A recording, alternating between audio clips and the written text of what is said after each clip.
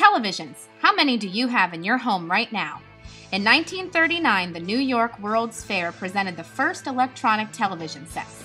It took a while for the television to catch on, mainly because of World War II. People had other priorities. Would you like to know who is the person credited with the television? It is Philo Farnsworth, shown here with his wife, with one of the earliest working televisions. His goal was that the TV would bring world peace by showing people around the globe so that we may understand their lives.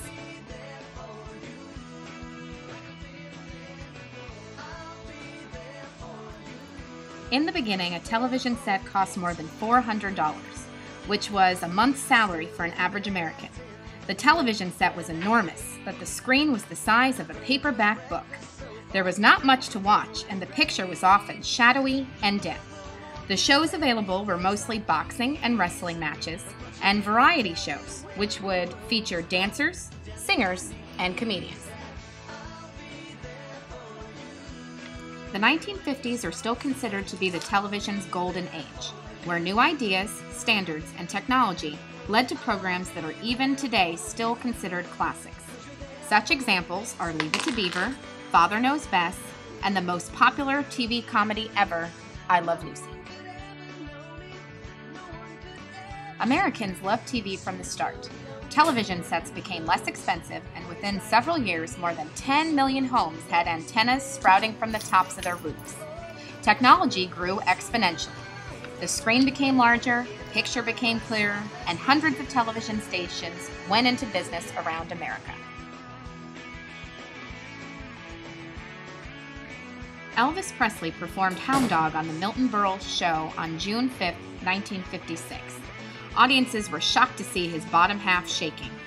On November 18, 1963, to the delight of screaming fans, the Beatles performed before Ed Sullivan and Jack Parr and a live studio audience. Beatlemania came to America. In the beginning of the 1960s, the television industry exploded with growth and change. There were now 3 major networks airing programming round the clock.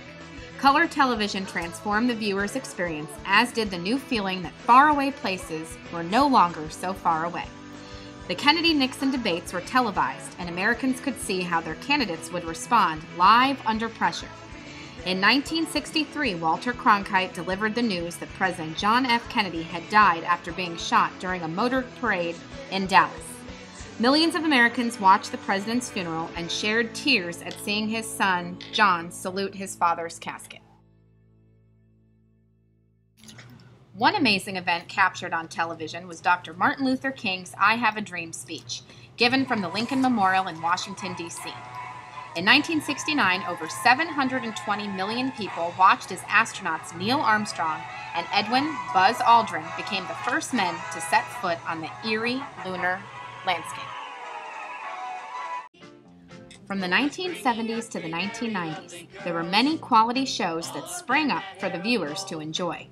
Sesame Street debuted and turned puppets into teachers, and the children learned their alphabet and numbers by watching TV. Programs such as All in the Family and The Cosby Show explored issues like prejudice and divorce while showing Americans different sides of family life. Television, the dark side. Many new shows were too violent or just plain ridiculous. Many Americans spent way too much time watching television than doing anything else, such as talking with their families, reading, playing games, painting pictures, doing crafts, or just sitting and dreaming. Today, the average American watches over 4 hours of TV per day.